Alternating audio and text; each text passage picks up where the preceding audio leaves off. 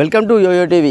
గత 15 సంవత్సరాల క్రితం డాక్టర్ వైఎస్ రాజశేఖర రెడ్డి గారు 104 సేవలను అట్టహాసంగా ప్రారంభించారు. ప్రతి గ్రామంలో కూడా వైద్యం అందాలి, ప్రతి పౌరునికి కూడా వైద్యం అందాలి, వైద్యం అందక ఎవరు కూడా ఇబ్బందులు పడకూడదని చెప్పి కూడా అప్పటి ముఖ్యమంత్రి అయినటువంటి వైఎస్ రాజశేఖర రెడ్డి గారు 104 సేవలను అయితే అప్పుడు ప్రారంభించడం అయితే జరిగింది.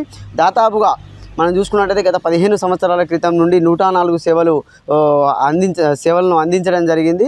ప్రతి గ్రామంలోకి వెళ్ళి అక్కడ బీపీ, షుగర్ టెస్టులను మరియు ఇతర జ్వరం టెస్టులను కూడా చేసి మందులు అయితే అక్కడ అందించేవారు.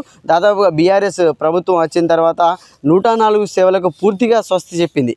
104 సేవలను పూర్తిగా నిర్వీర్యం చేసి 104 సేవలను మొత్తం తీసివేసింది. ఇప్పుడు గత కాంగ్రెస్ హయాంలో ఈ 104 సేవలు అయితే కొనసాగాయి. ఇప్పుడు మళ్ళీ కాంగ్రెస్ గవర్నమెంట్ వచ్చింది. 104 సేవలు మళ్ళీ ప్రారంభిస్తారా లేకపోతే ఇట్నే దీనికి స్వస్తి చెప్తారా అనేది మాత్రం తెలియాల్సి అయితే ఉంది. మనం చూసుకోవచ్చు 104 సేవలు వాహనాలు పూర్తిగా కూడా ఖరాబైన పరిస్థితి ఉంది.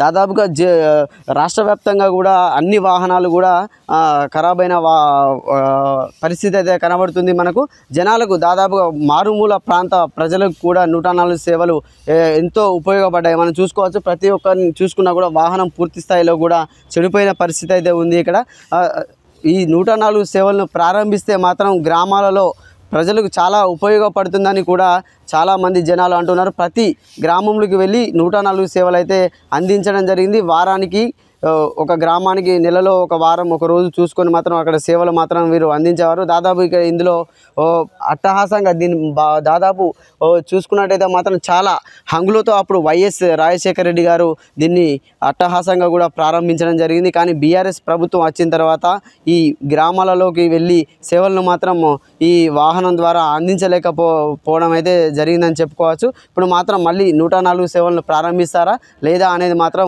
తెలియాల్సి అయితే ఉంది. కెమెరామెన్ భరత్తో సతీష్, ఉస్నాబాద్.